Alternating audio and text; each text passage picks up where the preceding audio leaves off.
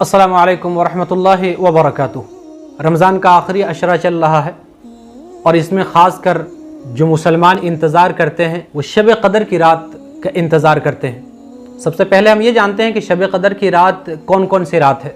हुज़ूर अकरम सल्लल्लाहु अलैहि वसल्लम ने फरमाया कि शब क़दर को रमज़ान के आखिरी अशरे की ताक रातों में तलाश करो, यानी 21 की शब, 23, 25, 27 और 29 इन रातों में शब क़दर को तलाश करो। ये ज़रूरी नहीं कि 27 ही को है, 29 को है, 21 या 23 या 25 को है, नहीं, इन पांचों रातों में से कोई भी रात हो सकती है।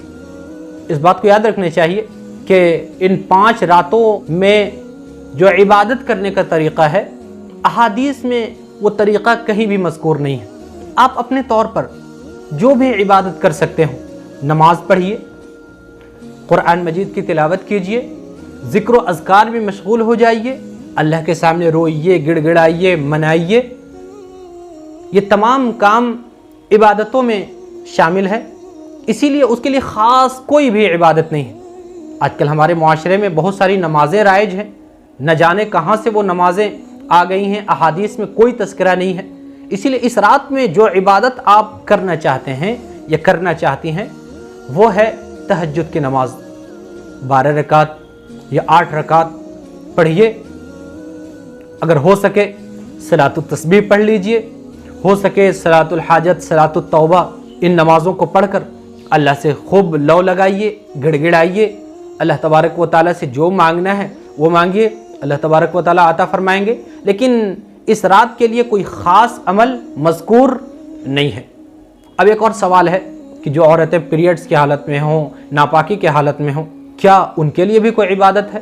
तो हम आपको बताते चलें कि पीरियड्स की हालत में सिर्फ नमाज और कुरान मजीद की तिलावत ये दुरुस्त नहीं है, जायज़ नहीं है। बाकी तमाम इबादत तो कर सकते हैं। दुआएं पढ़ना ये भी इबादत है, अल्लाह से दुआ करना ये भी इबादत है, तस्बीहात पढ़ना ये भी इबादत है। इन औरतों को क्या करना है? वज़ू कर लें, वज़ू करने के बाद साफ़ सुथरा कपड़ा पहनकर जा नमाज पर बैठकर तस्बीहात गिने, अल्लाह से दुआएं करें। और उन दुआओं में सबसे बेहतरीन दुआ क्या है? जो अम्मी आयशा रज़ी अल्लाह अन्हा ने सिखाया है। कौन सी दुआ है वो? अल्लाहुम्मा इन्नका अफ़ुव्वुन तुहिब्बुल अफ़्व फ़अफ़ु अन्नी। ये दुआ बेहतरीन दुआ में से है। इस दुआ को बार बार मांगिए।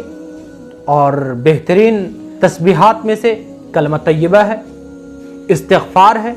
इस्तिग़फ़ार की कसरत की जाए, कलमा तय्यबा को कसरत से पढ़ा जाए और इस दुआ को बार बार पढ़ा जाए, अल्लाह तबारक व तआला बड़ा अजर देंगे।